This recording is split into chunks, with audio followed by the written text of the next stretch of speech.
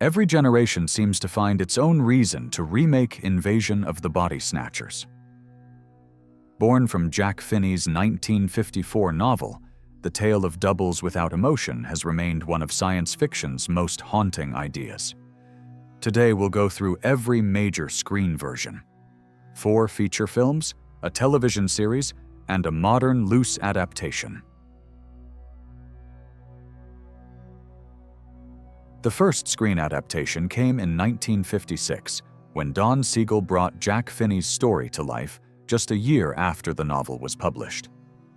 Set in the small town of Santa Mira, local doctor Miles Bennell, played by Kevin McCarthy, returns from a medical conference to find patients insisting that their loved ones have changed. He reconnects with his former flame, Becky Driscoll, but their reunion is overshadowed by the discovery that neighbors are being replaced while they sleep by emotionless duplicates, grown from plant-like pods. Unlike the giant monsters and atomic mutations that dominated sci-fi at the time, the danger here was more insidious. These invaders looked human and spoke like everyone else. The film was originally meant to end with Miles screaming desperately into traffic, "They're here already! You're next!" But audiences found it so upsetting that the studio added a framing sequence, showing him with the authorities, softening the conclusion. Those who generally find older movies boring needn't worry, as this invasion still holds up more than 60 years later.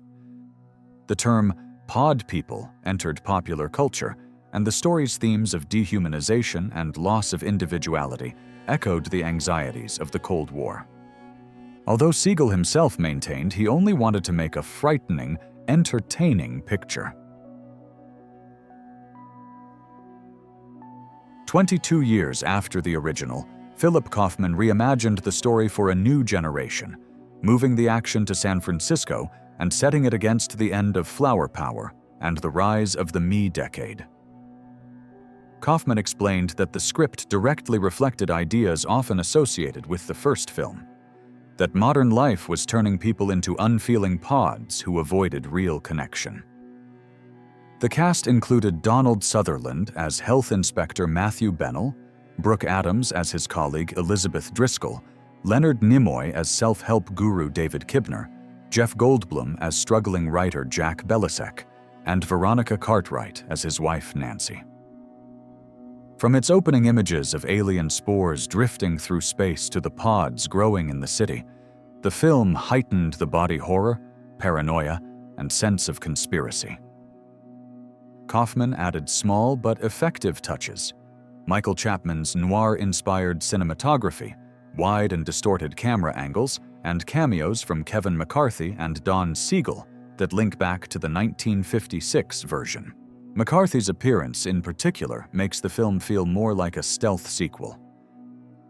It's rare for a remake to surpass the original, but Kaufman's Invasion of the Body Snatchers is widely regarded as having done just that.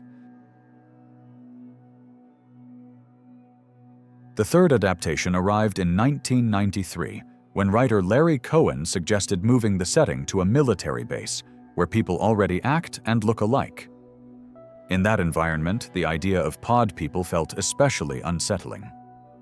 Cohen eventually left the project, and Abel Ferrara took over as director, shaping the most unusual version to date. This time the focus shifts to a family, with Environmental Protection Agent Steve Malone sent to Alabama to monitor the base. His teenage daughter Marty, played by Gabrielle Anwar, becomes the central figure. The movie makes strong use of practical effects that still hold up decades later, while also carrying over details from Kaufman and Richter. Despite critical acclaim, Body Snatchers failed commercially and never reached the audience it deserved. It is less well known than the first 2 films, but stands out for its darker tone and willingness to depart from the source material. Today, it is seen as an overlooked but effective adaptation worth revisiting. 14 years after Ferrara's Body Snatchers, the story returned once again in 2007 with a 4th adaptation. Directed by Oliver Hirschbiegel, it starred Nicole Kidman as psychiatrist Carol Bennell and Daniel Craig as her colleague Ben Driscoll. Screenwriter David Kajanik began with a straightforward remake, but moved away from the pods, introducing alien spores carried on debris from a space shuttle disaster. The infection spread like the flu, rewriting DNA during sleep, and for a moment the film seemed ready to become the most overtly political version of the story, reflecting the anxieties of post-9/11 America. The production, however, was troubled from the start. Warner Brothers brought in the Wachowskis to revise the ending, and later James McTeigue to reshoot much of the film, adding car chases and action sequences that clashed with its original tone. By the time it reached theaters, the invasion felt like a compromised product, capped by a happy ending in which every infected person is returned to normal. Dismissed by many fans, deservedly so, if the film is remembered at all, it's for its absurd plot and chaotic behind-the-scenes troubles rather than what ended up on screen. That might seem like the full picture, but allow me to add 2 more versions to the list. The 2005 television series Invasion was loosely based on the themes of Invasion of the Body Snatchers.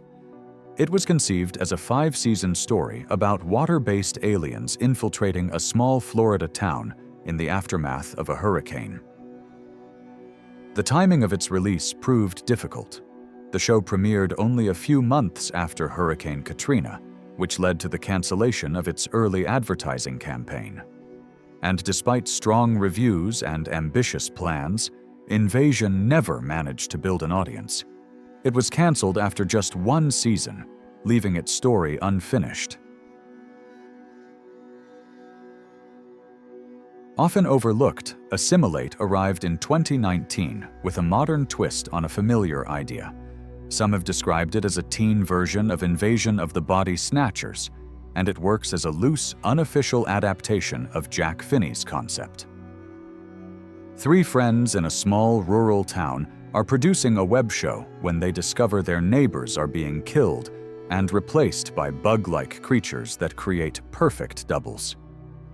It is not the most inventive or ambitious take on the concept, but Assimilate is lively and entertaining.